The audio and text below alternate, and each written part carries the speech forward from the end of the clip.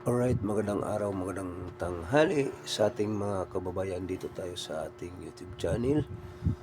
Ang di pa nag-subscribe, mag-subscribe na kayo para upang tayo po makatanggap ng notification galing kay YouTube o updated kayo sa ating ina-upload araw-araw. So, ano pang inaantay ninyo? Pindutin na yung bell button, mag-subscribe na kayo sa ating YouTube channel, mga kababayan, no? So, ang ating pag-usapan tungkol sa administrasyon ni Ngagba o ni Marcos.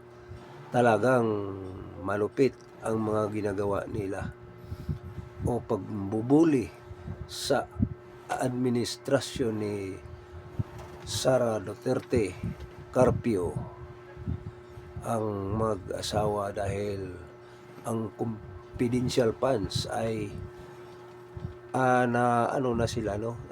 Kailangan nilang mabuksan ang pera, sinasabi nilang bilyon-bilyon na confidential funds dyan sa bangko o ano klaseng bangko. Ngayon mga kababayan, malupit talaga yung mga admin ni Marcos. Malupit nga naghahanap nga ng mali, no, para ma-impeach si Inday Sara. Maka-wanted na ang mga sanib ni Marcos, matanggal si Sara sa pagka Vice President o di makatakbo sa itong tinatawag na pagka-presidente. Si Sara di makatakbo, pero sa ganoon pa man hindi nila matawag nito, dili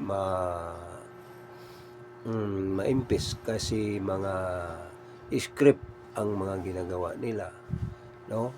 So ano ba naman ang sunod nga kabanata ang yung pag gagawin nila, kasi ang gagawin nila ay isang plano naman nga makahanap sila ng butas o makahanap ng star witness, o kasi yun ang mga plano nila, no? Pero sa ganun hindi pa natitinag si Sara Duterte, hindi na taranta sa mga idea ng mga sinasabi nga confidential fund. So sila mga kababayan ay kinasuhan ni Manasseh Carpio na nanahimik. Si Manasseh Carpio ay isang asawa ni Sara, mag-asawa, ay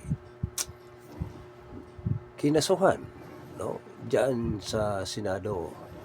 Ang mga tiwalag diyan sa gobyerno nga na gusto silang manatili sa posisyon, pero sa ganun pa man tuloy ang laban ni Sara, hindi pa tapos mga kababayan. So hanggang dito lang tayo ang ating mga pinagawa nating mga idea sa mga kakampi ni Sara Duterte, kasi hindi talaga nataranta kahit papano. Laban lang para sa ating bayan.